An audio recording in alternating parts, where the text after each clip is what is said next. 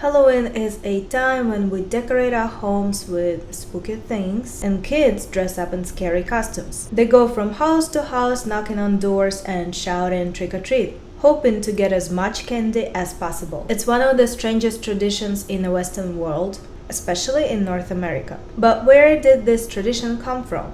And why do we do it? The truth is, there are many misunderstandings about October 31st, and the way we celebrate it has changed over time. Hi, I'm Alina. Welcome back to my channel.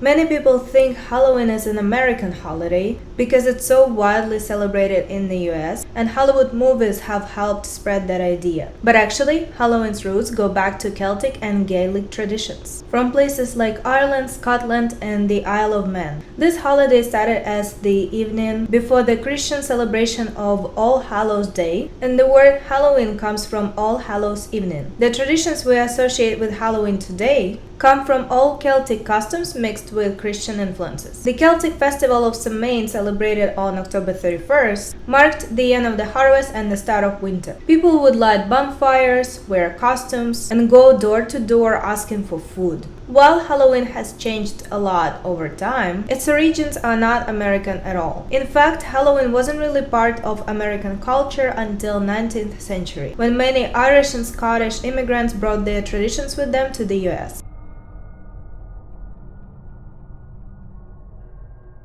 There have been many negative stories about Halloween in the media, mostly around children's safety. Some of the usual customs, like kids walking around at night and getting candy from strangers, can seem risky. Stories about marijuana-laced candy or razor blades hidden in candy apples are often mentioned. They're also worried about children being kidnapped on Halloween. However, statistics show that kids aren't more likely to be kidnapped on Halloween than any other day. For example, NBC Chicago reports that there have only been 2 confirmed deaths from bad Halloween candy, and in both cases it was the family, not strangers, who were at fault. Also, stories about razor blades in candy apples were found to be pranks by other children. The biggest real risk is car accidents. Since more kids are out walking, the chances of accidents go up, and the numbers support this.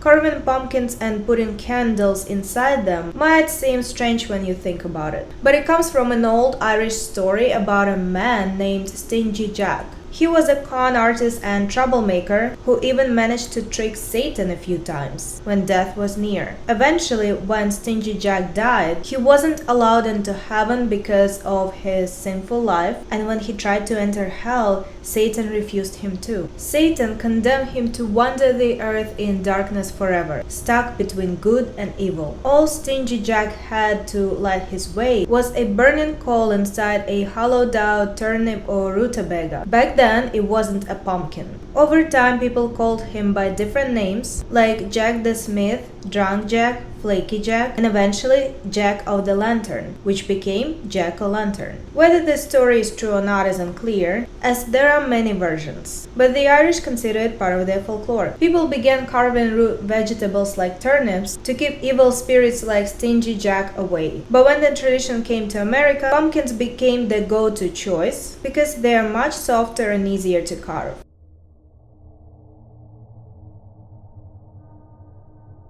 In Western culture, black cats have often been seen as symbols of bad luck or evil omens. A good example is Salem, a 500-year-old witch trapped in a talking black cat from the 90s TV show Sabrina the Teenage Witch. This show helps spread the idea that black cats are connected to witches, which ties in with Halloween. During the Dark Ages, people believed that witches could transform into black cats and then changed back. When witches were burnt at the stake, their black cats were often burnt with them. These stories led to the myth that black cats were sacrificed during Halloween rituals, but that's not true. Animal rights groups like PETA have highlighted how black cats have been harmed around Halloween. Because of these concerns, some animal shelters stopped allowing black cats to be adopted in the weeks leading up to Halloween to protect them from abuse.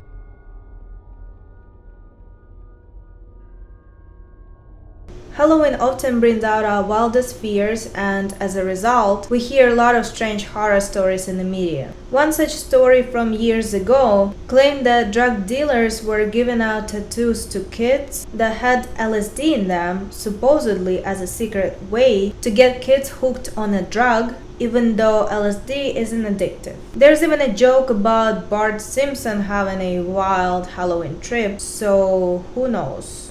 This rumor spread especially with the growing popularity of tattoos and temporary tattoos during Halloween. However, Snopes, a fact-checking site, looked into it and found no truth to this story. There were no reports of LSD laced tattoos being given out with Halloween candy or anywhere else.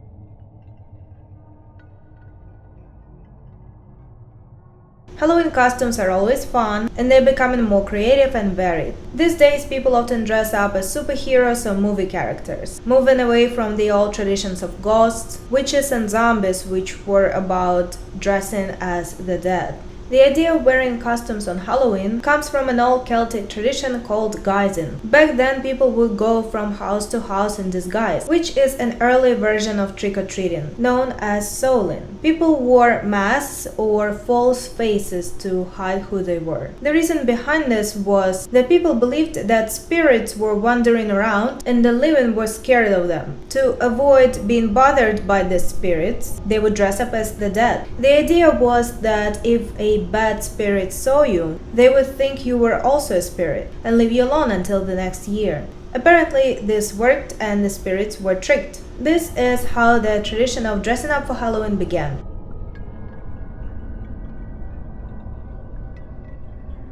In the past, Halloween had connections to Western Christian traditions, and people were encouraged not to eat meat on Halloween night, called All Hallows' Eve. The day after, November 1st, was a big feast day, known as All Saints' Day. Because of this, people often ate vegetarian food on Halloween. This led to the creation of treats like candy apples, which we still enjoy today. It was also the time of year when the harvest ended, so there were plenty of fruits and vegetables, which is also why turnips and pumpkins are connected to Halloween. Other traditional treats included things like potato pancakes and solo cakes, which were a bit like hot cross buns. Over time, especially in America, Halloween treats became sweeter, with chocolates and candies becoming popular. This makes sense since kids love sweets, and today trick-or-treating is mostly for children.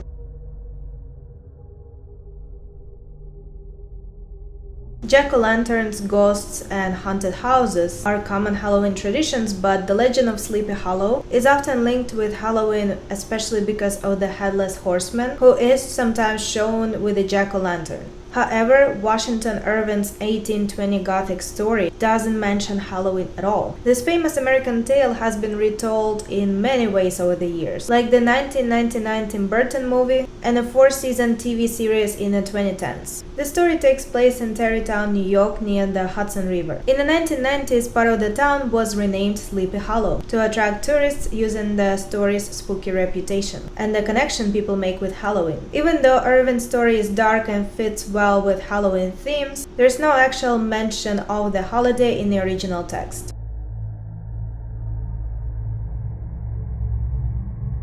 Halloween is really popular in the United States and Canada, and it shows up a lot in American pop culture. Many people think that outside of North America, no one cares about Halloween, and it's true that fewer kids go trick-or-treating in other parts of the world. However, other places do have their own ways of celebrating. In the Philippines, where Catholic traditions are strong, Halloween is a big event, but it's celebrated differently. The festivities start in a week before October 31st and go until November 2nd, which is All Souls Day. During this time, many people return to their hometowns to honor their deceased loved ones. Instead of carving pumpkins and dressing in costumes, they use candles, flowers, and prayers to celebrate. In Latin America, Mexico, and Spain, they celebrate Dia de los Muertos, or the Day of the Dead, from October 31st to November 2nd. This 3-day event involves creating altars for the dead, decorating them with sweets, flowers, photos, and candles. Families also clean the graves of their relatives and gather at their grave sites on November 2nd to remember their loved ones, sometimes enjoying a drink of tequila.